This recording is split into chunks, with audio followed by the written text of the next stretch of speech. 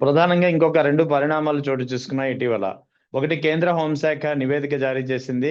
ఈ బిఎన్ఎస్ఎస్ చట్టాల అమలు తీరు ఎలా ఉంది అనే తెలుసుకునే క్రమంలో భాగంగా. సో ఈ క్రమంలో ఆంధ్రప్రదేశ్ పోలీసుల పనితీరు వివిధ రాష్ట్రాల్లో ఎలా ఉందనేది కూడా కేటగిరైజ్ చేసింది. ఇందులో కేంద్ర హోంశాఖ ఇచ్చినటువంటి నివేదికలో ఆంధ్రప్రదేశ్ యొక్క పోలీసుల పనితీరు ఏకంగా 26వ స్థానానికి పడిపోయింది. ఉన్నవే 29 రాష్ట్రాలు 26వ స్థానంలో ఉంది. రెండవది, ఈ వారంలో అంటే ఆంధ్రప్రదేశ్ లో వారానికి ఒక కస్టోడియల్ మరణం జరుగుతుంది. 7 వారాల్లో 7 కస్టోడియల్ మరణాలు జరిగాయంటూ మా బదరవాడ వేణుగోపాల్ అనే ఒక వ్యక్తి సుప్రీంకోర్టులో పిల్ దాఖలు చేశాడు. ఎలా చూడాలి ఈ అంశాన్ని, ఈ 2 అంశాలను? చాలా సీరియస్ విషయం అండి. హోం మంత్రిత్వ శాఖ విడుదల చేసినటువంటి స్టాటిస్టిక్స్ దాంట్లో 26వ స్థానం ఆంధ్రప్రదేశ్ దక్కడం శోచనీయం, బాధాకరం. చాలా దాన్ని బట్టి మన యొక్క పరిస్థితి ఇక్కడ మానవ హక్కులు ఉల్లంఘన ఏ స్థాయిలో జరుగుతున్నాయో అర్థమవుతుంది. ఇక్కడ ఒక ప్రస్తావన చేస్తారండి. కొన్ని నెలల క్రితం, ఒక 5-6 నెలల మాసాల క్రితం అనుకుంటాను, deputy chief minister Pawan Kalyan garu మాట్లాడుతూ, హోం మంత్రి గారిని ఉద్దేశించి మాట్లాడుతూ, నేను అనుకుంటే హోం మంత్రికి నేను తీసుకోగలను అని ఆవిడ్ని ప్రస్తావిస్తూ, ఆవిడ పేరుతో ఆవిడని ప్రస్తావిస్తూ, ఈవేళ ఆంధ్ర రాష్ట్రంలో పోలీసులు యొక్క నిర్వాహకం ఎలా ఉందంటే, కార్యకర్తల మీద దాడులు జరుగుతున్నాయి, తప్పుడు కేసులు బనాయిస్తున్నారు, తప్పుడు కేసులు వారి యొక్క పార్టీ జనసేన కార్యకర్తలను బనాయిస్తున్నారు, వాళ్ళ యొక్క స్వేచ్ఛను హరిస్తున్నారు. కాబట్టి నేను మరి తలుచుకుంటే అంటూ మాట్లాడుతూ ఆవిడ మీద వ్యక్తిగత విమర్శలు చేయడం చూసామని డిప్యూటీ హోమ్ మినిస్టర్. ఇది మళ్ళీ కేంద్ర ప్రభుత్వ హోం మంత్రిత్వ శాఖ నివేదిక లేకపోతే స్టాటిస్టికల్ రిపోర్ట్ వచ్చింది అనేప్పటికీ అంతకన్నా ముందే పవన్ కళ్యాణ్ గారు రిపోర్ట్ ఇచ్చేశారు. ఇచ్చేసారు. ఆయన అన్నారు కదా, నేను తీసుకోగలను, ఇది నేను తీసుకోగలను. మంత్రి అయ్యుండి సహచర మంత్రి మీద మంత్రివర్గ సమావేశంలో ప్రస్తావించిన విషయాన్ని ప్రజాబాహుళ్యం దగ్గర ప్రజాక్షేత్రంలో ప్రజలే రాజులు కదా, ప్రజాక్షేత్రంలో ఆయన నివేదిక ఇచ్చారు. ఆయన ఒక సంజయ్ ఇచ్చుకున్నట్టే. డిప్యూటీ ఉప ముఖ్యమంత్రి ఈవేళ ఏదైతే ఆంధ్ర రాష్ట్రంలో నెలకొని ఉన్న పరిస్థితులకి ఆయన విచారిస్తూ సంజయ్ ఇచ్చుకున్నట్టే నాకు అనిపించింది. It is nothing but an explanation. ప్రజలు ప్రశ్నిస్తే చెప్పడం అనేది ఎక్స్ప్లెనేషనే కదా. అవును. డిప్యూటీ సహచార మంత్రి, ఉప ముఖ్యమంత్రి, ఆయన కూడా బాధ్యత తీసుకుని మంత్రి పోలీసులు రాష్ట్రంలో శాంతి భద్రతలు ఏవైతే ఉన్నాయి అన్న విషయాన్ని ఆయన చెప్పారు. మనకి టెస్ట్ మనీ ఇంకెవరి దగ్గర నుంచి అవసరం లేదు. ప్రజలకు టెస్ట్ మనీ మీరు నేను ఇవ్వక్కర్లే. కాబట్టి ఈ పరిస్థితిలో ఈవేళ బిఎన్ఎస్ సంబంధించి ఆంధ్ర రాష్ట్రంలో ఏ విధంగా ఉన్నాయి మీరు ప్రశ్నిస్తూ 7 వారాలకి 7 అచ్చులు. 7 కస్టోడియల్ పిటిషన్ దాఖలు చేశాడు ఒక పిటిషనర్ సుప్రీంకోర్టుకు వెళ్ళింది మానవ హక్కులకి నేపథ్యం. ఈ కస్టోడియల్ మరణాల మీద ఒకసారి మొన్న మధ్యన ఒక హైకోర్టులో ముద్దాయి కాదు, ఎవరి మీదో నేరం ఆరోపించిన తీసుకెళ్లి పోలీసులు అక్కడ తీసుకెళ్తే ఆయనతో పాటు బంధువులు వెళ్ళి వీడియో రికార్డు చేస్తున్నారు. పోలీసులు ఆ వీడియోని తీసుకున్నారు, అబ్జెక్ట్ చేశారు. మీరు వీడియో తీసుకోవడానికి వీల్లేదు, మీరు ఫోటోలు తీసుకోవడానికి వీల్లేదు, తాము అని పోలీస్ రూలింగ్ ఉంటుంది కదా, పోలీస్ రూలింగ్ లో వాళ్ళని అబ్జెక్ట్ చేశారు. They approached high court. We have every right to record the proceedings in police station. మమ్మల్ని అబ్జెక్ట్ చేశారు అనేప్పటికీ జడ్జి డైరెక్ట్ గా the concern standing council, minister of home affairs కి స్టాండింగ్ కౌన్సిల్ ఉంటారు. అడిగితే ఏమండి మీరు ఎందుకు వాళ్ళు కెమెరా లాక్కున్నారు, ఎందుకు సెల్ ఫోన్ లాక్కున్నారు, వాళ్ళు ఎందుకు యాక్టర్ చేస్తే they are trying to record అండి, ప్రొసీడింగ్స్ రికార్డ్ చేస్తున్నారని చెప్పింది ఆవిడ. Is it banned? Is it not allowed?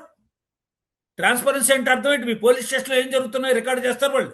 మానవ హక్కుల ఉల్లంఘన జరుగుతున్నాయి కాబట్టి వాళ్ళ భద్రత కోసం ఏ వ్యక్తులైతే మీరు పోలీస్ స్టేషన్ తీసుకొచ్చారో ఆ వ్యక్తుల యొక్క భద్రత దృష్ట్యా వాళ్ళు రికార్డు చేస్తారు. They have got every right to record.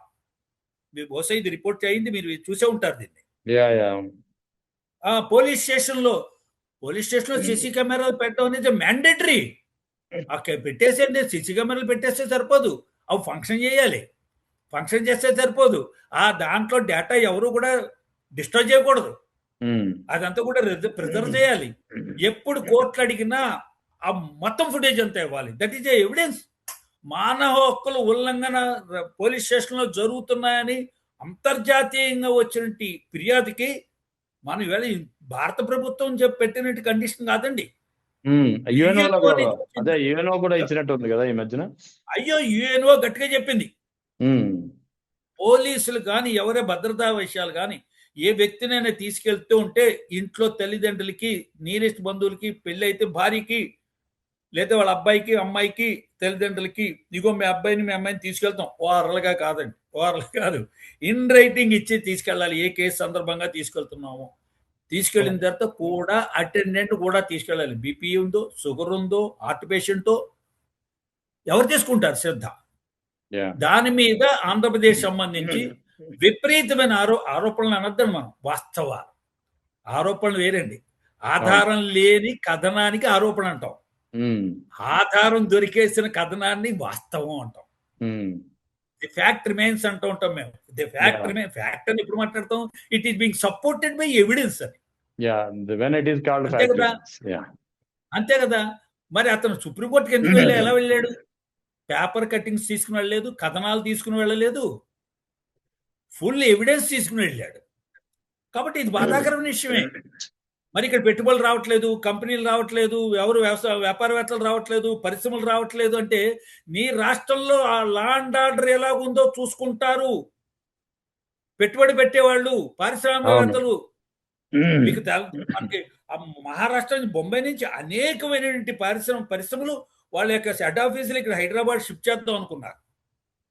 అనేక కారణాలతో ఏం రిపోర్ట్ తీసుకుంటారు. ఎవరు రిపోర్ట్ అండి? మన దగ్గర నుంచి కాదు, గవర్నమెంట్ దగ్గర నుంచే రిపోర్ట్ తీసుకుంటారు. ఏ రకంగా ఉంది మీకు సిలిగుడి పేరు విన్నారు కదా, బెంగాల్. టాటా నానో వెళ్ళిపోయింది అక్కడి నుంచి, వెంటనే వెళ్ళిపోయింది గుజరాత్. ఇవాళ బెంగాల్లో పరిశ్రమలు ఏమైనా ఉన్నాయా? మద్రాసులో పరిశ్రమలు ఏమైనా ఉన్నాయా? మరి ఆంధ్రప్రదేశ్లో పరిశ్రమలు రాకపోవడానికి కారణం ఏమిటి? ఎక్కడ లా అండ్ ఆర్డర్ పెర్ఫెక్ట్ గా ఉండదో, ఎక్కడ అన్రెస్ట్ ఉంటుందో, పారిశ్రామికంగా కార్మికమైన అన్రెస్ట్, కార్మికులందరూ ఆందోళన దిగుతూ ఉంటారో, పవర్ కటింగ్ ఎక్కువ ఉంటుందో, డిజార్డర్లోకి పాలనా వ్యవహారం, పాలన ప్రజాపాలన డిజార్డర్లోకి వెళ్ళిపోతుందో పరిశ్రమలు రావు. కొన్ని కోట్ల రూపాయలు మీరు 98 పైసలకి ఎకరం ఇచ్చినా, 100 ఎకరాలు 98 పైసలకి ఇచ్చినా, పరిశ్రమలు వచ్చి పెట్టుబడి పెట్టాలనుకున్న పెద్దలు ఏం ఆశిస్తారంటే అక్కడ లా అండ్ ఆర్డర్ పీస్ఫుల్ గా ఉంటుంది, లేబర్ అన్రెస్ట్ లేదు. అన్రెస్ట్ ఎక్కడైతే ఉండదో అక్కడ పరిశ్రమలు వస్తాయి. ఇవాళ ఆంధ్రప్రదేశ్ ప్రభుత్వం గురించి మన అక్కడున్న లా అండ్ ఆర్డర్ సిచ్యువేషన్ గురించి ఆందోళన ఎందుకు పడుతున్నారు అందరూ? అభివృద్ధికి దూరం అయిపోతుంది. ఇలాంటి లాకప్ డెత్ కేసులన్నీ చూస్తే ఏమనిపిస్తుంది? అక్కడ మిషనరీ అంటే దాని గవర్నెన్స్, గుడ్ గవర్నెన్స్ లేదు, ప్రజాపాలన ప్రజా సంక్షేమం దృష్టితో నడవట్లేదు. Is it not a sign? ఒక దాని అంటే మెసేజ్ ఇచ్చినట్టు కాదా? సుప్రీంకోర్టులో రిట్ వేయడం అన్నది బాధాకరమైన విషయం. ఎందుకంటే సుప్రీంకోర్టు గవర్నమెంట్ ఆఫ్ ఆంధ్రప్రదేశ్ ని, గవర్నమెంట్ అక్కడ సెంట్రల్ గవర్నమెంట్ కూడా పార్టీగా పెట్టేసి నోటీసులు ఇస్తారు. అయితే ఇక్కడ ఇందాక మీరు అన్నారు కదా, యుఎన్ఓ కన్సర్న్ కూడా ఉంది, యుఎన్ఓ కూడా చాలా ఆందోళన చెందుతోంది మానవ హక్కుల ఉల్లంఘన విషయంలో అని ఇండియాలో. ముఖ్యంగా ఇందులో ఈ మానవ హక్కుల ఉల్లంఘన ఇండియాలో జరుగుతుందని చెప్పి యుఎన్ఓ ఏదైతే కన్సర్న్ ఆందోళన చెందుతుందో అందులో ఆంధ్రప్రదేశ్ ప్రస్తావన కూడా ఉందా? ఆంధ్రప్రదేశ్ లాంటి రాష్ట్రాల ప్రస్తావన ఉంది. Okay, right. అక్కడ రాష్ట్రాల పేరు పెట్టరండి యుఎన్ఓలో, అన్కన్సర్న్. అదే రైట్, అదే ఏరియాస్ ఆయన మెన్షన్ చేస్తారు కదా అని. అలా మెన్షన్ చేయరు, వాళ్ళ దగ్గర ఆ డేటా ఉండదు. Right, okay. ఇప్పుడు నిన్న ఢిల్లీలో పరిస్థితి చూస్తాం. మరి ఈవేళ యూపీఏ గవర్నమెంట్ లో పార్ట్గా ఉన్నటువంటి ఆంధ్రప్రదేశ్ ప్రభుత్వంలో ఉన్న కూటమి పక్షాలు అక్కడ ఎందుకు ఎన్డీఏ అక్కడ ఎందుకు ఖండించలేదు? ఢిల్లీలో ఉన్న పరిస్థితిని ఎందుకు ఖండించలేదు? కత్తులు, కటార్లు ఎలా పుచ్చుకొని దాడి చేస్తున్నారో, పీస్ఫుల్ ప్రొసెషన్ అన్నారు, పీస్ఫుల్ ప్రదర్శన, శాంతియుతమైన ప్రదర్శన అంటూ ఏ విధమైన పరిస్థితి వచ్చేసింది అక్కడ? మత్తు డ్రగ్స్ తీసుకుని రోడ్డు పడిపోయి దొరుకుతున్నారు పిల్లలందరూ. ఓవరాల్ గా అసలు ఈ మానవ హక్కుల ఉల్లంఘన ఇప్పుడు ఏపీలో జరుగుతున్నటువంటి పరిణామాలు యుఎన్ఓ కన్సర్న్స్ కి అద్దం పడుతున్నాయా? యుఎన్ఓ ఇన్ జనరల్ చెప్తుందండి. యుఎన్ఓలో ఉమ్. భారతదేశానికి ఒకటే కాదు, ప్రపంచ దేశాలు అందరికీ చెప్తుంది. అవునవును. అందరికి చెప్తుంది. మనందు కూడా సరైనటి మనకు ఒక యుఎన్ఓలో మాట్లాడుకుంటున్న డెలిబరేషన్స్ లో మనం ఆన్సర్ చేసుకోవాల్సిన పరిస్థితి వచ్చింది కదా అనేది ఒకటి Right. చింత. రైట్ ఈ చింతలో మన ఇక్కడ ప్రజాస్వామ్య వ్యవస్థలో పార్లమెంట్ కి అసెంబ్లీలకి ఆన్సర్ చేయక్కర్లేదు మనం.